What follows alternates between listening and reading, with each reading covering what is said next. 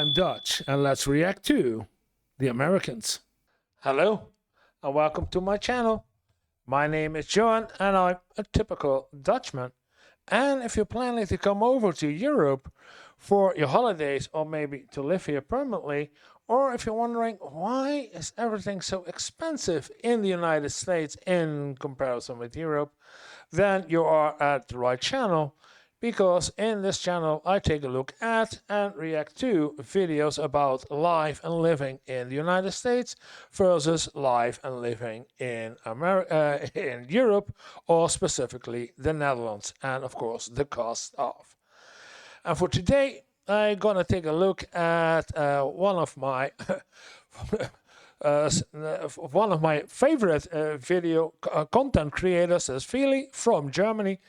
She lived for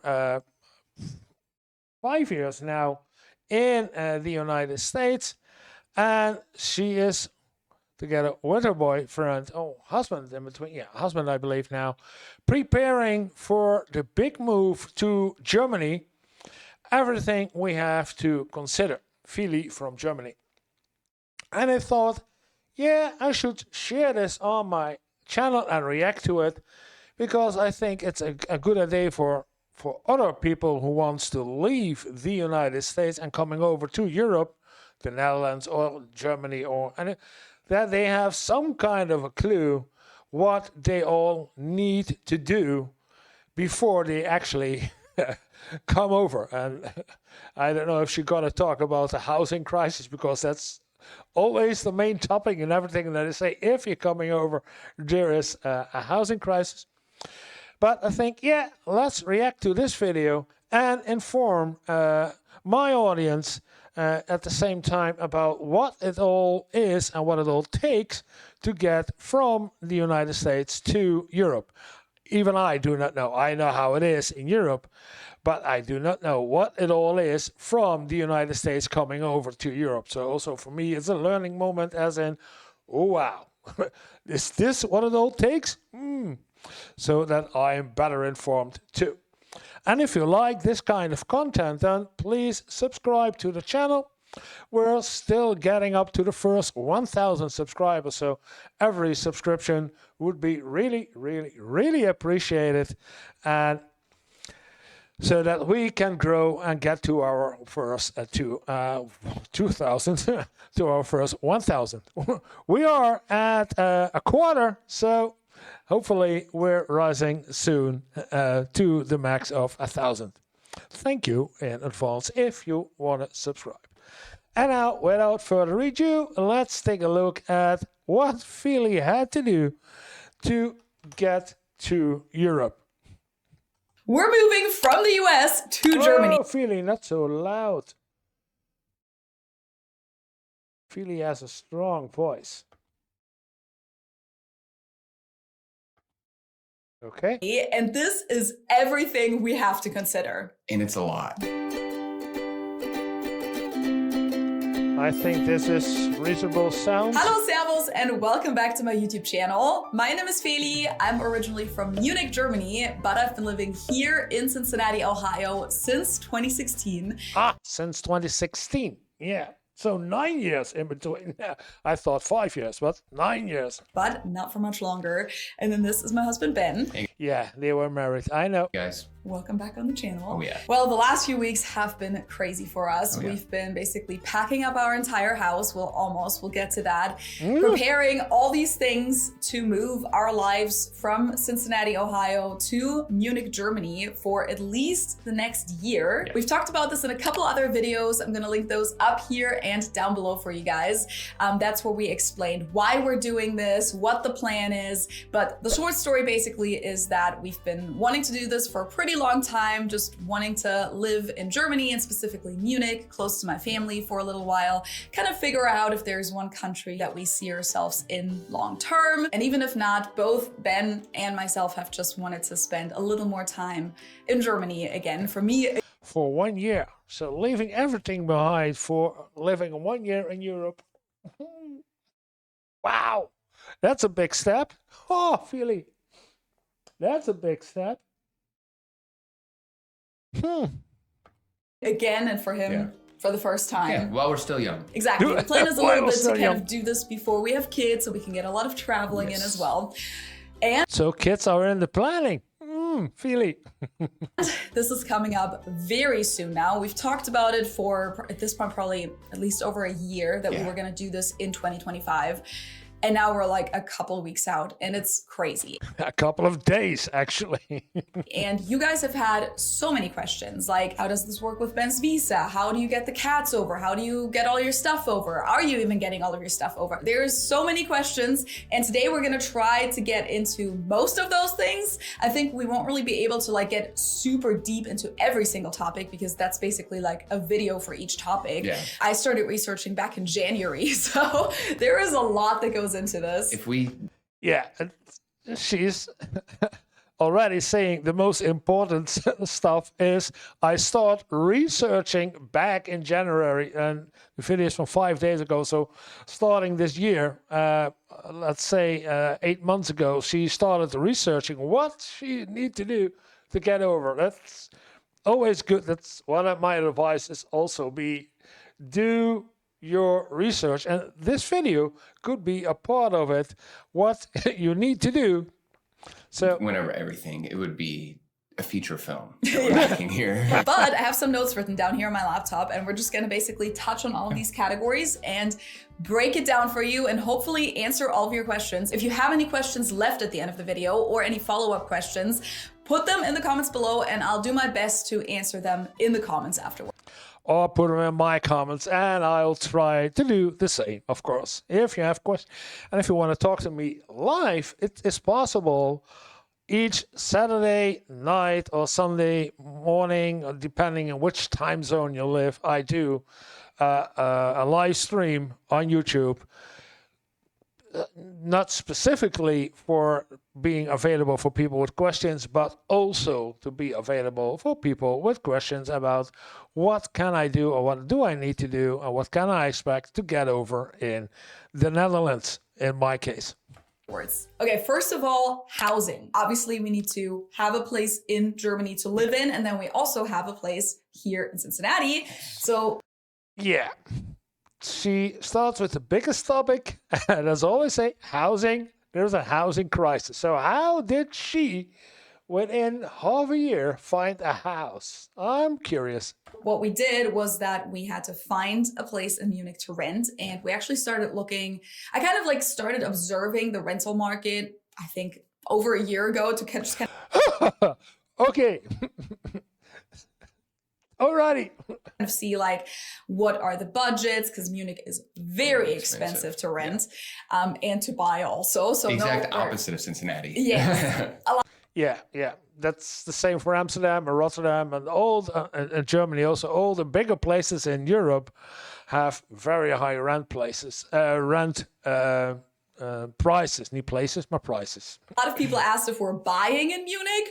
I wish. That would be cool, but no, we're not that rich. My piggy bank ain't that big. But we're renting, and I kind of started observing the rental market to kind of see, is it realistic that we'll be in Munich? Will we be a little bit outside of Munich? How big of a house can we even afford? Because we've been wanting to rent at least a townhouse, which is very common in Germany, or maybe a duplex if we get really lucky. And this is actually something that I think we already talked about in the last video where we gave an update. So long story short, we got super lucky because we actually ended up finding a single family home in the city of Munich, not outside of Munich, that we're basically renting through a relative of mine. It's not like immediate family, but it's someone that's in my extended family. And they just had this house that's not like freshly renovated or anything. It's, you would probably call it a fixer-upper. But for us to rent, we were like, that's like all the space we need and more. Oh, yeah. Because the thing is, we both work from home. Yeah. I need space to film. He also has all his camera equipment because he's a photographer. Yes. So he needs space for that, like a little photo studio setup. Yeah. And then also we have 2 cats that are very spoiled and they just run up and down the stairs all day long. Yeah. And so now we're actually going to have a house that's crazy to say. We did not expect this at all. Mm-hmm. It's going to be bigger than our house in Cincinnati. Yeah. Yeah. And the key word that she uses in this part of finding a house is we got lucky. And yeah, she started researching for it a year ago. Yeah, that's a timeline you actually need to consider if you're coming over to Europe or to the Netherlands or Germany. Yeah, start researching for a house. Start looking for a house at least a year ahead. Yeah, that's the most important thing to do. Besides everything else that she will probably mention in the rest of the video. But housing, and she starts with it too, is the most important stuff to start with. Wild. Which I did not see that even being a scenario. We got very, very lucky. Let's just say that. For most people, and that is what we also expected, that would not be the case. I think we most likely would have ended up in like a little townhouse, probably sandwiched in between two other townhouses, probably either on like the edge of the city or outside of the city. Yeah. But yeah, again, we just got super lucky. So we got that figured out. And we're actually not selling our house in Cincinnati because at this point, as I said, this is kind of like a little trial run, and we don't know if we're going to like it or not. We don't know if we want to come back to the US in a year. I mean, at this point, we're kind of planning to do that in a year or maybe a little bit longer, but we plan on coming back. Yeah. So we're renting out our Cincinnati house. I want to say one. Oh, yeah. Which means that she bought the house in Cincinnati, and while she's renting in Germany, she also rents out her house in Cincinnati. That's, help in the cost that she has for her rent in Germany. I don't know what the rent prices will be in Cincinnati, but yeah, that's smart. Not selling, but renting out. Good idea. One more thing about the house that we're going to be moving to. Yeah. It's right next to a park, which I am so excited for that. Just to be able to go out, walk out of the house, walk like 100 meters. I'm using meters. And just go into a park and get that full European experience that we don't have a lot of in the Cincinnati. Sunday walks. We were in Fountain Square in Cincinnati the other day, which it's not a park, but it's like a public space area. Yeah. And there was like 5 people there. It was a beautiful day. Beautiful day. Beautiful. Yeah. For renting out the house, we basically just listed it on Zillow. Luckily, Ben actually does real estate photography, so he just took all the photos really nicely, listed it, and then we had a bunch of viewings. And eventually we got super lucky, found 2 really nice tenants. And from the beginning, we were kind of hoping that we could maybe find someone who would be willing to keep some of our furniture so that we don't actually have to pack up the entire house. Yeah. There were a few things that we didn't want to leave, like, for example, our mattress. But most of the stuff we were pretty much like, yeah, you can keep it as long as it doesn't get destroyed. That's totally fine. And luckily, we found tenants where they're keeping a good amount of our stuff. And they also didn't have any problem with us leaving boxes in the basement. Yeah. So here we can go to the next topic, and that is like our belongings. Yeah. What are we doing with everything? Are we bringing everything over? No. No. Okay. They don't bring everything over. Answer is definitely no. We're bringing like, I don't know, percentage-wise, maybe like not even 10%. No, we're bringing a lot though. We're bringing a lot, but compared to how much we have in this house. Yeah. Yeah, after 9 years living in a house, you accumulate a lot of stuff. Usable or not usable, yeah. I don't know percent, but like we're bringing a small fraction of our stuff. Basically, the necessities, the things that we absolutely cannot live without. A lot of our clothes. Well, I'm actually bringing most of my clothes that I have here in the US. Yeah, I'm shipping a lot of my clothes. Yeah. But a lot of the stuff that I'm actually going to be taking with me is going to be my work stuff, camera gear, because I don't want to be separated from that. It's very and expensive. He has a lot of that. Yeah. So that's 2 whole suitcases by itself. So to break it down, what are we doing with our belongings? It's basically a mix of several things. Number 1, we're getting a storage unit. Well, we already have a storage unit, a 10 by 10 foot, like one of those drive up things, like garage thingies. And it's full. Yeah, it's already very full. That's where we're putting a lot of our stuff. Then we're, as I said, we also sold and donated a lot in the last few weeks. Okay. Able to leave a few boxes in the basement, boxes and storage tubs. We're kind of trying to like put them on the walls of the basement so that the tenants can still fully like use the basement, but there will be some of our stuff down there. We're bringing like a very few things to your parents' house, just kind of things where we feel like they're valuable or you might need to access them at some point. Yeah, if we come back and visit, I'd like to be able to have those things readily available. At your parents. They were like the next things to be packed, but They didn't make the didn't cut. make the cut. And then They didn't make the cut. Oh. Yes. Yeah, no. we're bringing suitcases and we're shipping things. So those are the two ways that we're bringing things over. There were a bunch of questions of, are you shipping a container? The answer is no. We're also not bringing any furniture. We're really just bringing clothes, camera equipment, and, you know, like documents and stuff like that. Like I packed several of my document binders.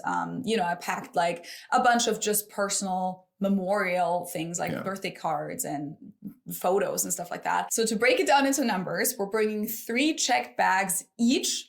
And we don't actually have to pay for them because, and now we're jumping into the category of flights. We booked the flight a few months ago and we actually decided to get an additional seat. So we have an extra seat that we're paying for. We got 3 plane tickets basically. A whole row. Because we're bringing both of our cats and at least.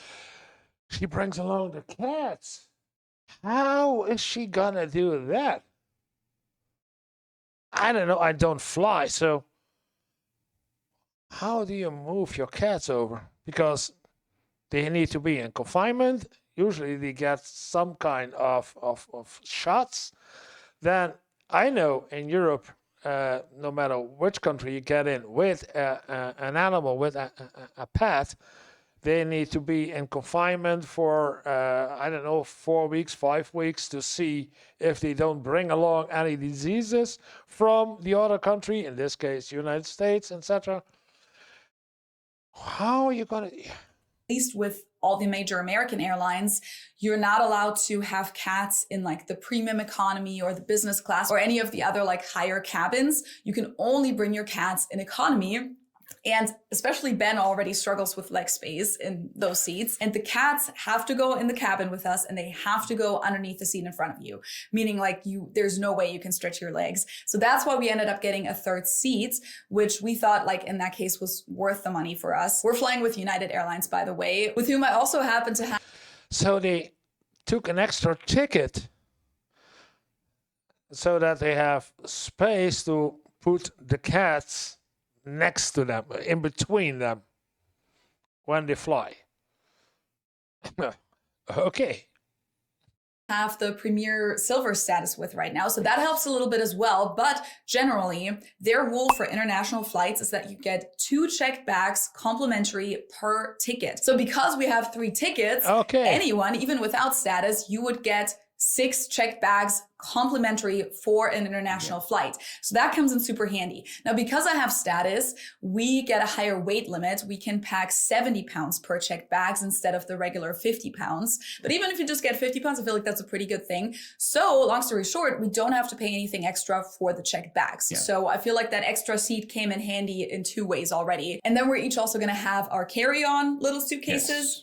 And a big backpack, which his is already like huge every time we go anywhere because all of his camera lenses are in that backpack, and the cats. So basically, because we have the cats, we have like 1 additional on-cabin item, but that's allowed. So we'll have the cats, the backpack, and the carry-on suitcase. Wow. Bring along everything. Not even everything, because some things are stuffed and shipped. And 6 suitcases with stuff, 2 backpacks, and 2 carry-ons, or 3 backpacks because they have 3 tickets. That's gonna be a whole lot of luggage. That's crazy. Now, in addition to that, how do you? Yeah, okay. I was wondering because you can't. Yeah, I think that some friends of them will bring them by car because you can't put it in your car and leave your car behind for a year. So also shipping boxes over to Germany just in the mail, basically. I mean, you can do it with UPS, you can do it with FedEx, you can do it with USPS. We ended up doing it with FedEx, and we're doing 3 large Home Depot moving boxes per person. Yeah, the heavy-duty boxes. The heavy-duty boxes. And that was definitely a pretty big thing because you have to prepare all of the customs forms with it. Main custom form, form 3. Oh, wow.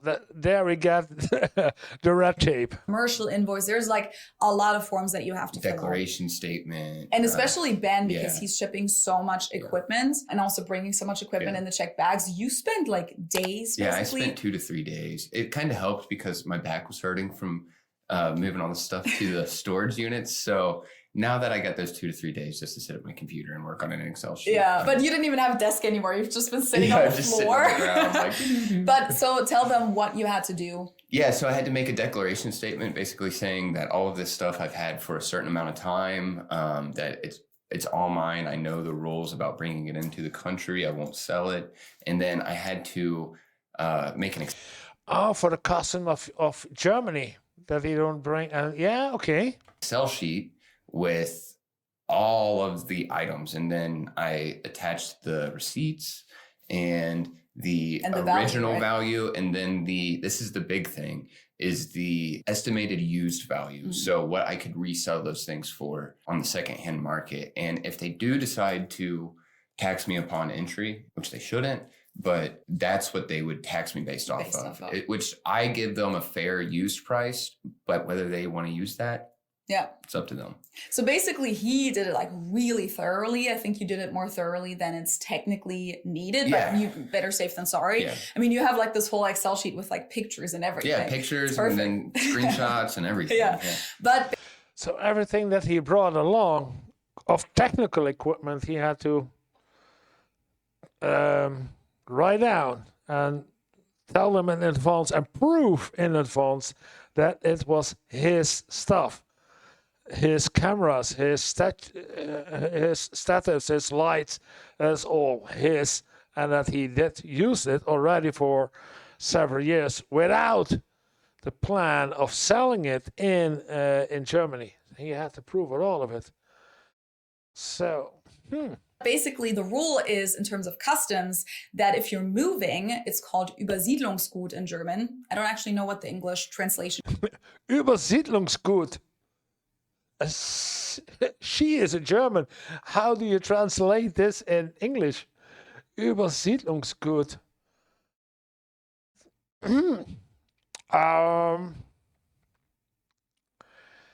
I'm struggling with good, the last 3 letters. Übersiedlung is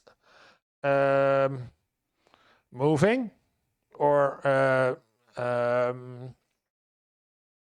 yeah, it's moving. That's more than moving. It's Übersiedlung. So it's, maybe she has. Is that they use, but like moving goods, that as long as they are your belongings that you are moving with you. Moving goods, personal property. Yeah, but Übersiedlung. Yeah, okay. And you can prove she is German, so she would know that these aren't for sale and you're not just importing them for whatever other reason, then you don't have to pay customs on them. Yeah. So then it's free. But the big thing is that you have to prove that, first of all, you are moving, that you've owned them for more than 6 months prior to moving, and that you actually need them. Like, for example, with all of his equipment, he needs to also prove, like, I'm a photographer, this is my business, so I do use this for my professional needs. So those are all the things that you have to prove in order to not pay any taxes. Full transparency, this is the thing I'm most nervous about. I just want to be able to hit the ground running. Whenever I finally do get my work permit, that I feel comfortable, I feel at home, and I can pick back up where I left off and go out and get my clients and have some fun. Yeah. Wow. Yeah, that's when you're, but she's planning to come over, that she's want to live here only for a year. I heard a lot of people say that they only want to come over for a year and then they stay 5 years or 7 or so. But for every piece of equipment, yeah, it's you're getting into the European Union. Yeah, all your technical stuff.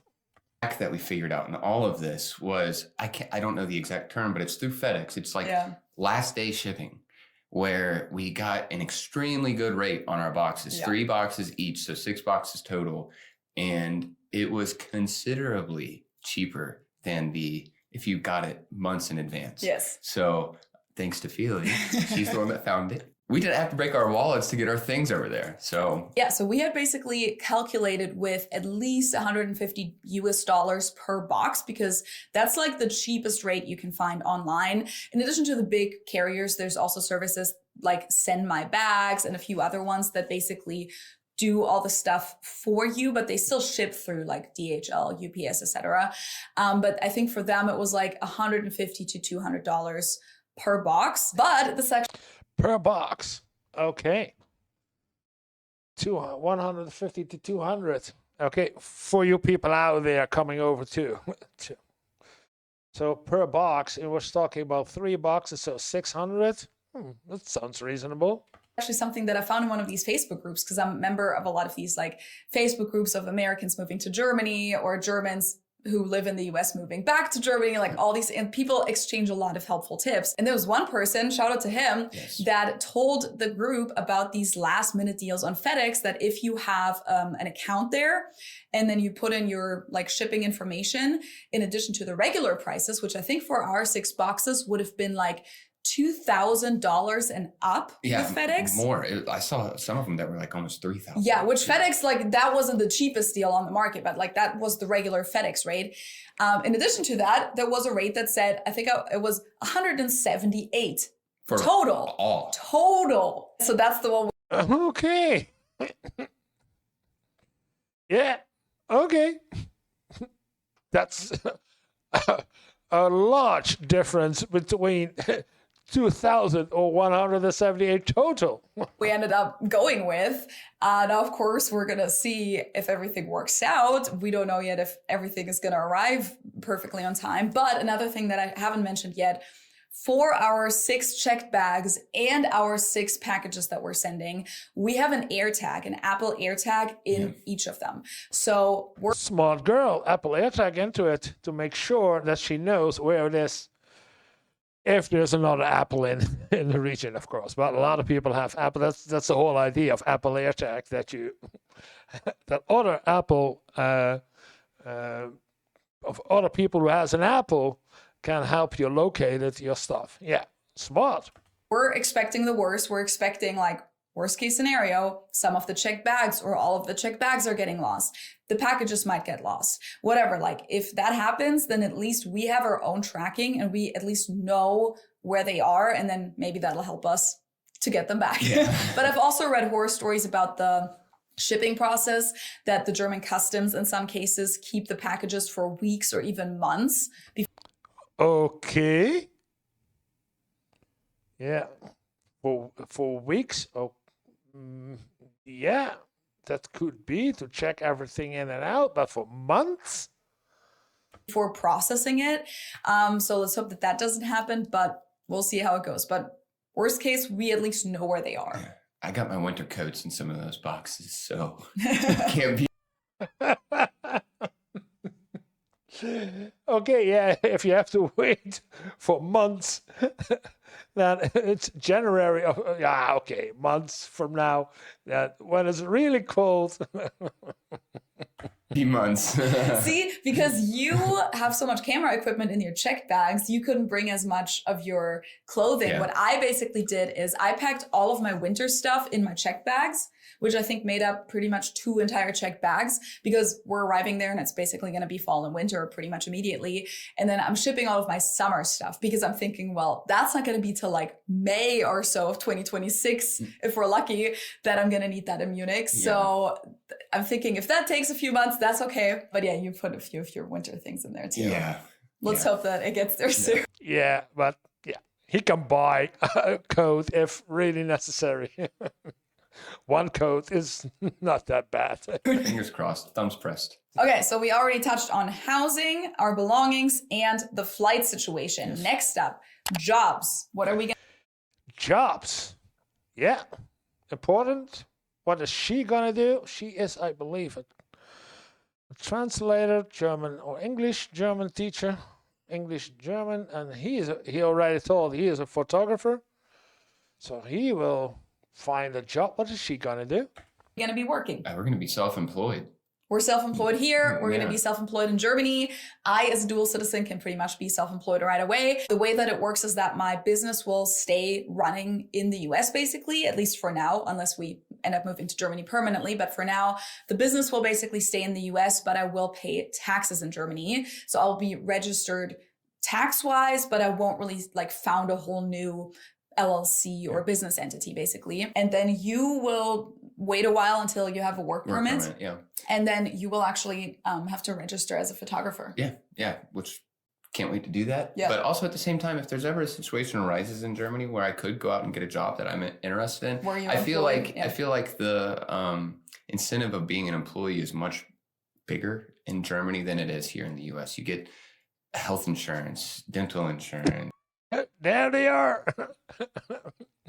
That's the big ones. I mean, I feel like you get that with a lot of American jobs too, but the standards are always different with American jobs. And that actually brings us to another big topic that people asked about, and that's insurance.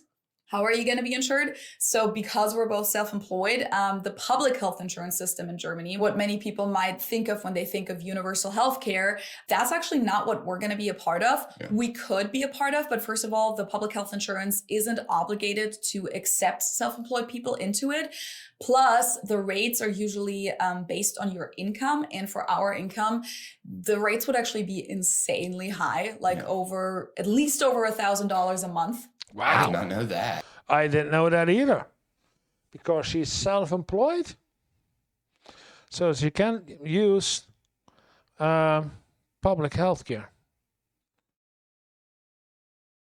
Yeah, that's usually, when I had my own business, that's why I had partially an own business and I still had a job. So I had 70% job for an employer and 30% my own business. And I had that so that I still was part of the public health care and insurance, etc., etc., etc. Yeah. She is totally right there. It's for the public health insurance. But that's why it makes sense for us to go into the private health insurance sector, which is kind of comparable to the American health insurance market. I mean, there's different laws and everything, but I'm already in the process of figuring out what our rates will be. There will most likely be around 400 euros a month. So still pretty hefty per person, that is. But of course, you also get that means like everything is included. Yeah, that that's the important part of it. It's 400 a month. It sounds for both of them 800 a month. But that's all in, everything in, even the ambulance ride. It's all in. For the most part. I mean, not everything, but everything that you would consider basic healthcare will be included, including dental and everything. Oh, dental insurance. And of course, things like if you end up getting pregnant, if you end up having a kid, like all of that is fully covered. So that's probably the route that we're going to go. If you go to Germany and you're an employee, then you're part of the public health insurance and your monthly premium will be a lot lower because first of all, you're in a different category, but also your employer actually is obligated to pay half of it. And then you pay the other half of your premium. What? They do what? Yeah. It's by law that your employer needs to pay half of your health insurance and you pay the other half. It's, something unheard of in the United States. And it's automatically being taken out of your paycheck, so you never really notice how much you're paying. So it's not that it's completely free for most people. You still pay for your health insurance, but the big pro side of the German healthcare system is that prices are heavily regulated. So medications cost a certain amount, which is usually significantly lower than in the US. Procedures cost a certain amount, and that's how much you have to pay. And therefore, medical debt or unexpected medical expenses just don't really exist. Yeah. Doesn't exist as in copay and out-of-pocket pay. Yeah, maybe she has some out-of-pocket pay. We also have in the Netherlands some out-of-pocket pay, but copay and all those in-network, out-of-network, all it isn't. It's one price for everything. So there is you don't need to worry about, if you are in the right network, I understand, and what is the copay and the out-of-pocket cost, and still pay 30,000 if you have a child or so. It's all in 400 in her case, 400 plus maybe 200 or 300 out of pocket a year, and then the two of them are done. You're speaking another language to me right now. Okay, next topic, visa. A lot of people are curious how Ben will be able to come to Germany legally. The answer is basically that we got married. Oh yeah, family reunion visa. Exactly, that's what it is. It's in German usually called the Familienzusammenführung or Familiennachzug. In Germany, they also don't call that a visa for some reason. Like in the US, that would be the visa you're on, the status, the legal status you're on. In Germany, they only call it a visa if it's something that you need to enter the country, which as an American, Ben doesn't need a visa to enter. You can just enter with your passport, but they call it just the residency title or the residency status, residency permit. So basically, we will be applying for a Aufenthaltsgenehmigung, a residency permit, through the route of family reunion for him. Yes. So the way that you gotta love German language, Aufenthaltungsgenehmigung. So in English, it's residency permit, 2 words, and in Germany, Aufenthaltungs, that is one word. Genehmigung, yeah. You gotta love it. The Netherlands also have some of those nice words that are 20 or 25 letters in a row. Yeah. This works. You can technically do it all from the US up front, but we got married, so not last minute, but like we got married 2 months before we're leaving. So there wasn't enough time to get it all figured out beforehand. So we're taking the route of doing it in the country, which means that we will basically just enter the country. Normally, he will just enter with his passport as a tourist, basically, which allows him to stay in Germany for up to 90 days at a time. Won't be able to work yet. And then once we're there, we're going to go to the register office or the Bürgerbüro, the Einwohnermeldeamt, where we have to register that we live at this address in Munich, because everyone in Germany has to have their address registered. And then with that, we can then file his application for the residency permit, because you can only do it after you have registered your address. And then I think we have to submit our marriage certificates, which I'll get to the documents here in a second. We had to get a few. Okay. That's interesting. What's she telling you there for other people? Because, it's not for me relevant, but for you who's thinking about coming over to Germany, it's interesting. Wow. For me, just register, putting it up in my brain as, okay, this and that. Yeah. Whoa. Few things done beforehand. Marriage certificates.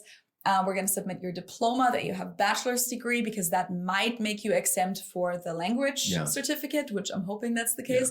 Which I think I can speak at an A1 level. No, you can, but we would just have to sign you up for the test, pay for the test, all of that. Yeah. Maybe she will say, because if he wants to have a German citizenship, then he has to do the language test. But if they only want to stay here for a year, and he has a bachelor degree, does he still need to do the language test? Not until he actually wants to be a German, just dual citizenship, American German. I'm not sure. And there is a chance that with the bachelor's diploma, he won't have to. I'll keep you updated on how that works out. Your passport, an application form, and then I think just a little bit of information of where our income is coming from, etc. And then that's what we're going to file as soon as we're in Munich. And then it can take a few weeks up to a few months, hopefully it's going to be weeks, that will get an in-person appointment, and that you will then get your residency permit and your work permit. Yes, can't wait. If you're not married to a German citizen, there are other ways to come to Germany. It's generally a lot easier to move to Germany compared to moving to the US. There are more routes to move to Germany, that's for sure. Ben, for Okay, that's a tip for you guys over there. Oh man, there's a lot of stuff going on because, but they're doing this for 1 year living. He needs to be in permanent stay. Yeah, okay, but he doesn't need. I don't think they need to prove that they have an income, and I believe you need to prove that you have an income of at least 900 euros a month. That's the minimum you have to prove, and if you can prove that you have that kind of income for a longer period, that is all okay over here in Europe. For example, could have applied for the freelance visa if he wasn't married to me. And that should have also worked, I think, but it's just a little bit more restrictive in what professions you're allowed to do with it. And also I think there's a few more things I would have to prove, like in regards to that. If anybody has any experience with that, I'd actually like to hear about the process of the freelance visa. Yeah. Again, next point, the documents. So as I just mentioned, we had to prepare a few things. Yes. One thing was that we actually went to... Yeah, that will be a red tape, but not as worse, not as bad as it is to going to the United States as coming from the United States into Europe. So I'm curious, what did they all have to fill in? Which forms they all have to do? Frankfort, Kentucky, the capital of Kentucky, is ironically called Frankfort because we got married in Kentucky, and also Ben was born in Kentucky, because for what I think they call vital records, so marriage certificates, divorce certificates, birth and death certificates, you need this thing that's like an international authorization on your documents in order for them to be fully recognized in the other country. And Germany definitely requires this. I think most countries around the world require this. It's called an apostille. I don't really know how to pronounce it, honestly, because I think it's French, but I've only heard it pronounced by English speakers. Yeah. Apostle. Apostle. Apostille, if it's in French. Apostle?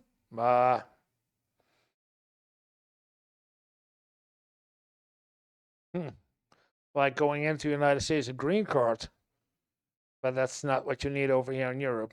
You only need to prove that the two of you are actually married with a certificate which is legal to say that you are actually married, around that it's legal for the entire world. Yeah. So this is how it's spelled, apostille, and it's this international standard of authorization. And yeah, we went to the state secretary, right? Secretary of State. Secretary of State, and basically just handed them our documents. We also got like an additional copy of your birth certificate, and then they just put that thing on it. It's like this big seal. It's a page. It's an additional page with this big seal. Yeah, and the seal cannot be broken. You have to bring that to Germany. Yeah. From what they told us. And it cannot be broken. Yeah. So we've been wanting to kind of take a photo of the marriage license, and it's kind of hard because the seal kind of makes it to where you can't it's like a tape. open it all the way. So it looks cool though. It does look cool, and that's definitely a step that you have to do before you leave, because it's really hard to get it once you're abroad. And then the other thing that I could have done, so sealed, and the seal can only they have to, because if they don't, it's open for fraud. So yeah, I get it. In Germany, but already initiated, is getting both the marriage certificates and also your diploma translated. And I had it translated by a German translator that is beeidigt in Germany. I quite honestly don't fully know what the legal terms here are, but it's a translator that's like registered with the official authorities in Germany. And then it's like also notarized at the same time. So it's a notarized translation by someone who's registered. So we had that done. That didn't cost too much. Yeah, someone of the consul also can do this. But costs like a little bit of money. And with that, hopefully we're ready to file everything in Germany. Hopefully we have everything. Another thing that we did just in case was we requested our criminal history from the FBI database. FBI. So, I mean, there is no criminal history, but basically the statement that there is none. That actually cost a good amount of money. We had to go to the post office and have our fingerprints taken. And we don't really need that right now, but people on these Facebook groups said that, for example, if you do look for a job, like a regular employment job in the future, they might require that. So we just got that just in case. And I remember there are some jobs over here in the Netherlands too that you have to prove that you have no criminal history. No, it's declaration of good behavior, roughly translated in English, VOG, VOG. And a declaration of good behavior. Yeah, and that there are jobs, especially when you're working with kids, young kids, older kids, like I did in the education system. You have to do it when you're working with people with mental health problems or physical health problems. So in the healthcare section, you also need that to prove that you are did not do anything bad, as in no sexual harassment and that kind of stuff. So it is, if you needed to get it later on from the FBI, you should do it in advance, because it could be that for some jobs over here in the Netherlands or in Europe in general, that you need to prove that you don't have a bad history with any of those. I remember when I applied for my green card in the US, I had to get that from Germany, and it was kind of complicated to do from abroad. So we figured, okay, since we're still here, we're going to get that just in case. And then other than that, I think it's mainly just the customs forms that we already talked about. Customs packet. And that's about it. Yeah. Also for the customs forms, what I didn't mention earlier, in order to prove all of these things that we are moving, etc., we also printed things like some of our latest tax returns to prove that we actually did live abroad, brought our lease, or we packed our lease. The signed lease for the place we're moving, and the lease that because we didn't sell our house. So the only way that we have to prove that we're moving from our old place is the lease that we signed with our tenants. Yeah. So that counts. That's the proof that we're leaving the US. And then we also are showing the lease that we have a residency in Munich already signed. So those are all like other types of documents that everyone already has, but that they really thought it through. Good tips coming over here for all your people. Good tips. Just like also printing. A lot of Germans who are moving back to Germany apparently also really struggle with customs not believing them that they have lived abroad for more than 12 months. And you can't bring your moving goods in unless you've lived abroad for at least a year. And so just to prove that as a citizen, I also printed the deed of our house, that we bought a house in 2021, that I founded a business in 2020, like all these utility bills from years ago, all these things that are kind of like proving, look, like I have lived here at least several years. So hopefully that'll all work. Yeah, but good. She can only use a YouTube channel as a proof.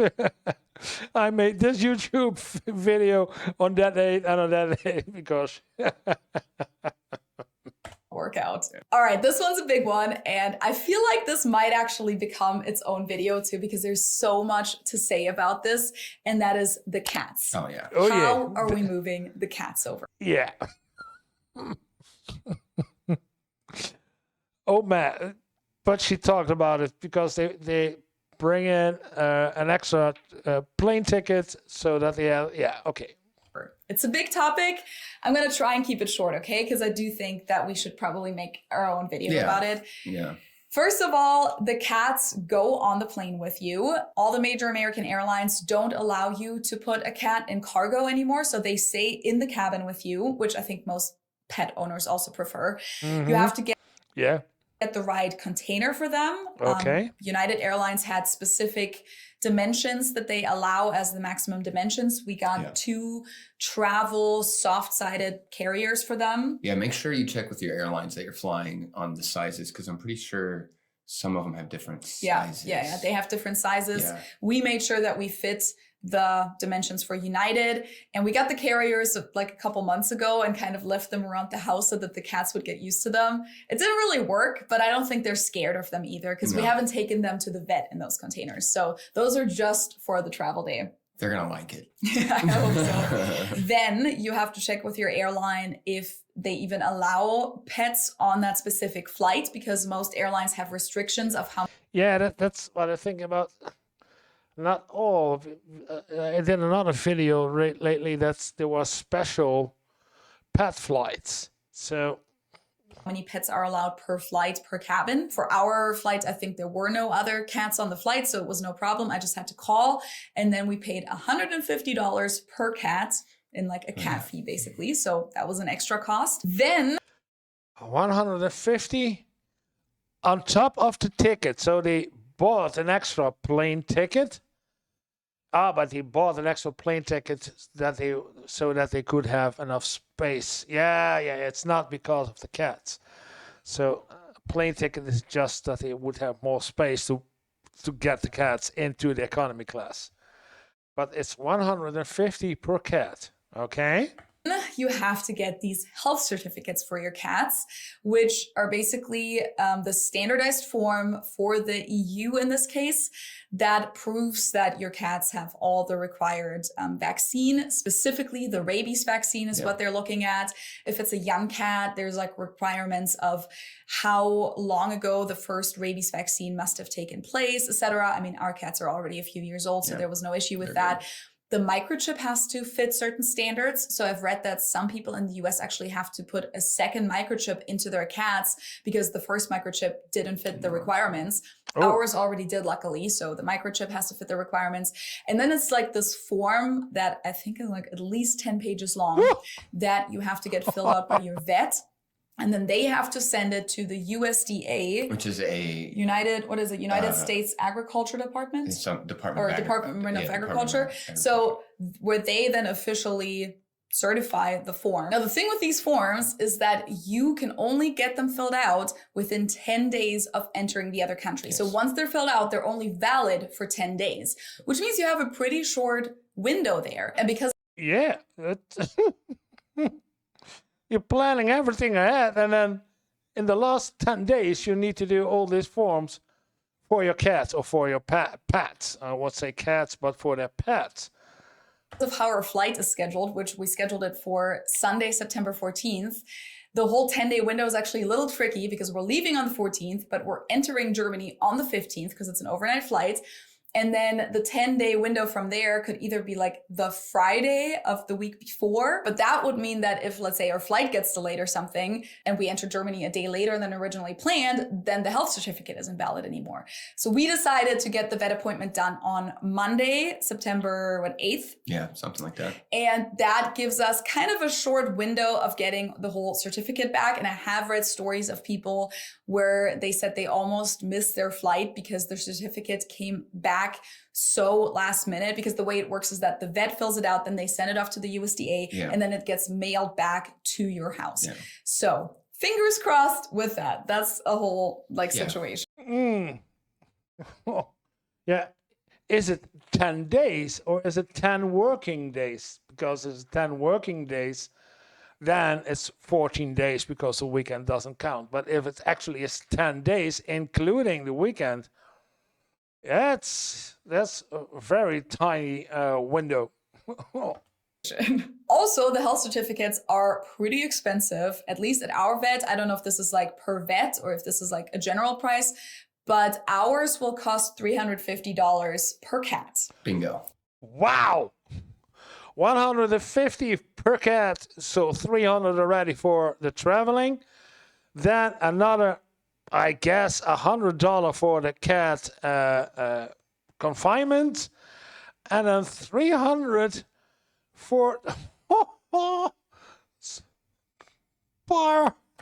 So the whole moving the cats thing already is at $500 per cat at this point. Yeah. So $1,000 just to get the cats over legally. And then also at the vet, we will get some anxiety medication for them that we're going to give them before the flight. The cats are not supposed to be unconscious on the flight. I think a lot of people think, oh, they're just going to be sedated and then they're just not even going to feel anything. Apparently, that is an outdated thing to do, at least from what I've read. Current medical research says that it's actually more dangerous for the cat if they're unconscious, because then their body can't regulate the pressure differences and things like that as much. So it's actually safer for them to be conscious, but it just a little bit calmed down. So we're actually going to do a test run with medication before the flight. Hopefully we can kind of get an idea of how our cats react to it and how to also give it to them. Because, our cats never had to take any medication and they're both very picky with stuff. Yeah. So we'll see about that. Yeah. But yeah, the whole cat thing is a pretty big... Yeah, that's I guess not a lot of people bring over their cats or their pets. But if you do, then you know you have to do a lot of stuff done within the last 10 days. Oh. And then nothing has to go wrong. Category in all of this. Yeah. If you don't have pets, things will be significantly easier and cheaper. Well, that's maybe not smooth, but definitely cheaper. Yeah. Okay, I only have 2 categories left on here, and that is cars. What are we doing with our cars? I transferred my car to my brother, so that was simple and easy. Pretty simple, keeping the car within the family. If we do end up coming back, then it'll go back to you. But it was a family car to begin with. You at some point got it from your grandma. Yeah, I got it from my grandma. Giving it to your brother. It's staying around. My car I bought in 2019. And at that point, it was already like an older car. Like it already had 200,000 miles on it, but it's a Toyota. Yeah, it can run all forever. Those run forever. Yeah, and actually sold it privately. Happened to sell it to our neighbor actually, which that was lucky. I was ready to list it on, Craigslist, Facebook Marketplace. But before I even got to that, the neighbor reached out and was like, hey, what are you doing about your car? And so now I just sold it to the neighbor, which was pretty nice. And in terms of car in Munich, we are getting a car. And we actually decided to lease a car for 12 months because it's just, if you buy a lease contract for 12 months. She's going to explain why she don't buy a car, only going to lease. I do not know. She is smart all the way. But I don't think that, let me hear what she has to say. A used car. Used cars are, first of all, more expensive in Germany because there are higher standards, like maintenance standards, etc. You can't really find beaters in Germany the same way that you can find in a lot of American states, because those basically aren't allowed in Germany. So buying a used car is already a little bit more expensive in Germany compared to the US. Plus, then you don't know how much money you have to put into it throughout the year. And then if we do end up going back to the US, we would have to sell it again. So we figured it might be easier for our situation for now to just do a 12-month lease on a car. And this actually means that we're going to have the nicest car that both of us have ever had. Because I mean, I've only had this old car that didn't even have a beeper or anything. Yeah, she got a very luxurious car. The plus side is that while she's leasing, that she doesn't have to pay the insurance because it's part of your lease. And the technical status that you have to do each year, the technical checkup for a new car isn't necessary in the first 2 or 3 years. So in that case, it's better. But in comparison to the price, I think that she calculated how much she would pay for a lease car for 12 months versus buying a car.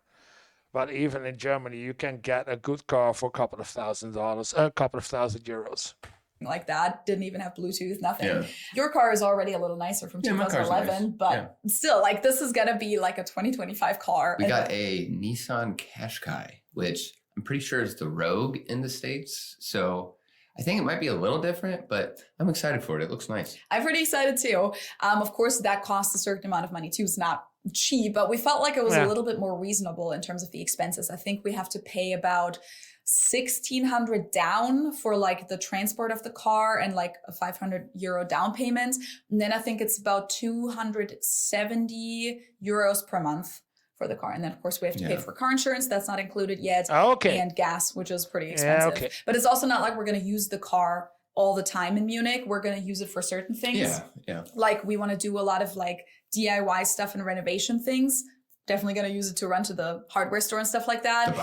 The Baumarkt, maybe for grocery shopping every now and then. But then I think also mostly for just day trips and bigger trips. Like we want to travel a lot. And and if she said that is the planning, then paying that much of money each month is, I don't think it's smart. It's if you're using your car, and I was expecting that she or he would say, we need a car every day, then it's useful to have a lease car because you're using it every day. But if you're only going to use it some of the time to do some groceries or to make some longer trips in the weekend, then you pay a lot of money each month for a car that you do not use. Yeah. I go to Venice again. Exactly. It's like a 5 to 6 hour drive. So we're going to get in our car.